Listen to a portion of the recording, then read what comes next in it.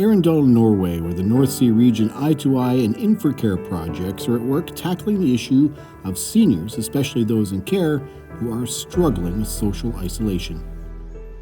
Gerald Turnquist is 94 years old and lives in a residence here in Arendal.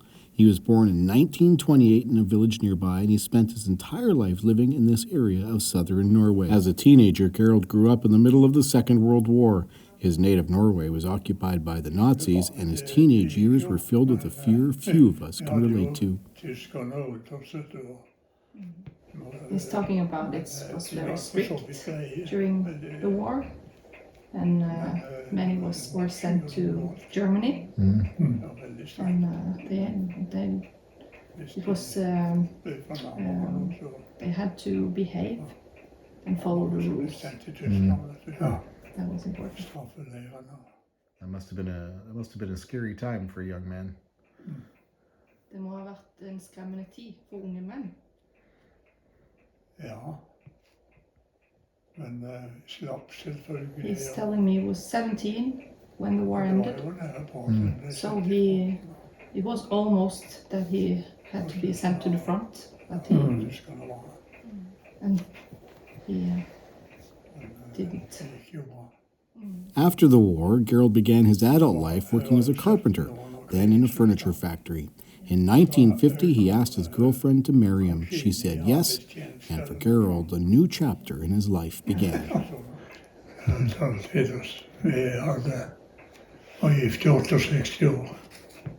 He's telling me he was married for 68 years. Gerald's wife has passed away, and he now lives alone.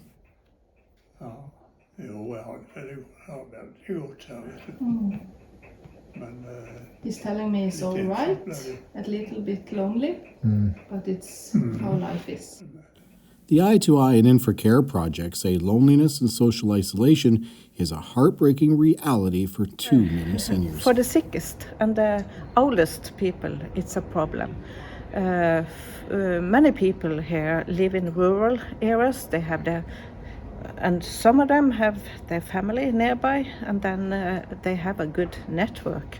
But if you are alone without family, or the family is living far away, it's a big issue, and special if you have some health issues, and if your mobility is not that good, then many people are lonely. The issue of loneliness for seniors became much worse when the pandemic struck. It has been very difficult for many people because they couldn't even meet their family living nearby.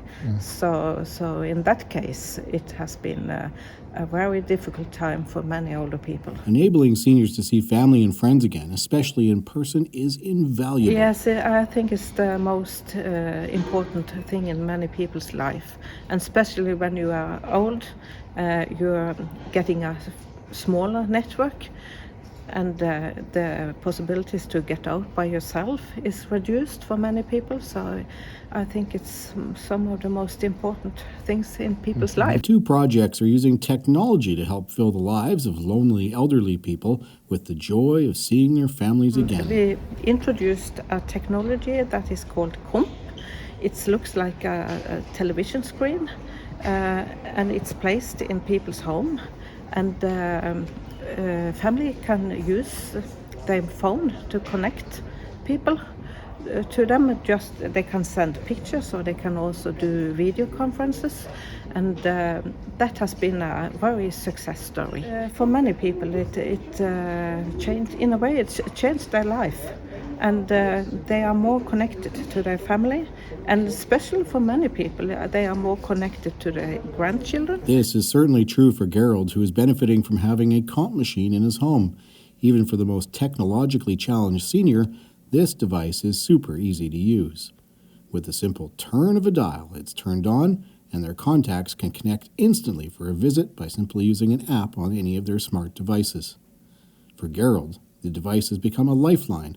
He especially enjoys pictures of his grandchildren his family can upload directly to his comp machine at any time.